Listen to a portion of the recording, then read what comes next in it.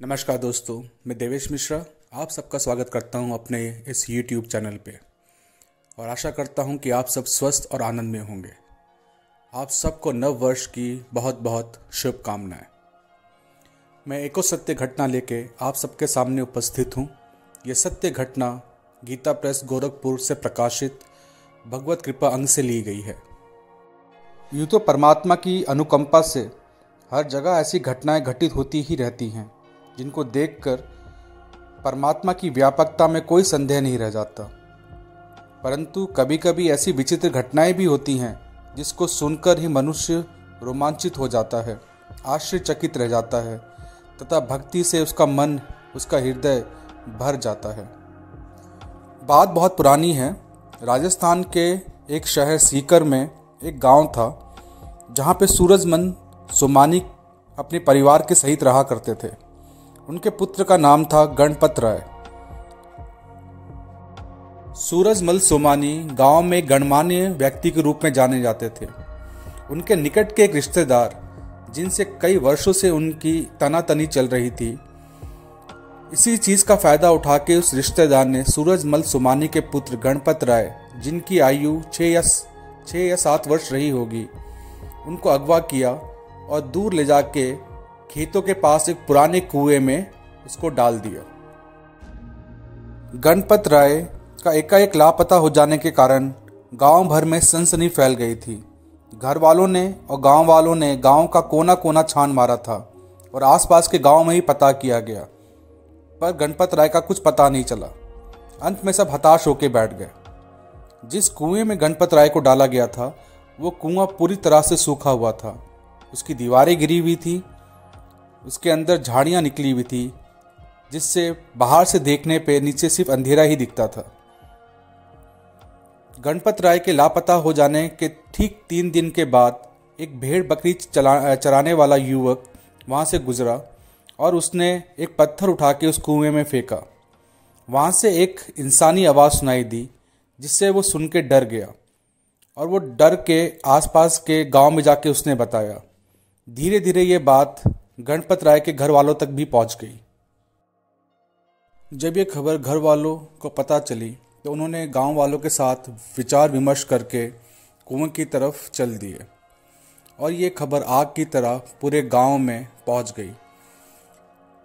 वो कुआं जो एक समय में वीरान पड़ा हुआ था, आज एकाएक वहाँ पे मेला लग गया था। क्या वृद्ध, क्या बालक और क्या युवक, सब के सब वहाँ इकट्ठे हो गए। पुलिस थाने से सरकारी सिपाही भी आ पहुंचे।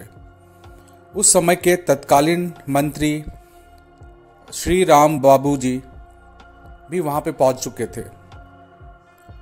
सरकारी सिपाही की मदद से उस कुएं को साफ किया गया और उसमें एक व्यक्ति को उतारा गया। वो व्यक्ति जैसे जैसे धीरे धीरे नीचे उतरता गया, उसको और स्पष्ट दिखाई देने लगा। वहां पे एक बालक होने की सूचना उसने ऊपर पहुंचाई। सबने ये विचार किया कि ये बालक 3 दिन से कुएं के अंदर है और एकाएक अगर ऊपर लेके आए तो ये बीमार पड़ सकता है। तो सब ने विचार करके एक रुई का कंबल तैयार किया गया और उस व्यक्ति के साथ में उस कंबल को उतारा गया और उस बालक को उस रुई के कंबल से ढक कर ऊपर लेके आया गया। वो लड़का पूरी तरह से स्वस्थ था, छोटी मोटी खरोचों के अलावा पूर्ण तरह से स्वस्थ था। बाहर निकल जाने के बाद जब लड़के से पूछा गया, तुम्हें कोई चोट तो नहीं आई? तब उसने उत्तर दिया, मुझे गिरते समय बीच में ही एक आदमी ने अपने हाथों से थाम लिया था। वही मुझे खाने के लिए रोज़ चूरमा के लड्डू देता था, प्याले में पानी पिलाता था तथा मेरे पास आके बैठता था।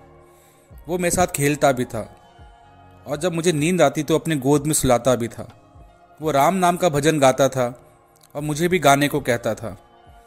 वो ठीक वैसा ही था जैसे मंदिर में मैंने लाल रंग की मूर्ति देखी थी। जब मैंने उसको ऊपर ले जाने के लिए कहा कि मुझे इस कुएं से बाहर निकालो, तो उन्होंने कहा कि अभी समय नहीं आया है, अभी आपके माता पिता को थोड़ा कष्ट देखना है, यही उनका प्रारब्ध है। उसके मुंह से यह सुनकर लोगों के आश्चर्य और हर्ष की सीमा नहीं रही थी। भक्ति से सबके हृदय गदगद हो चले थे।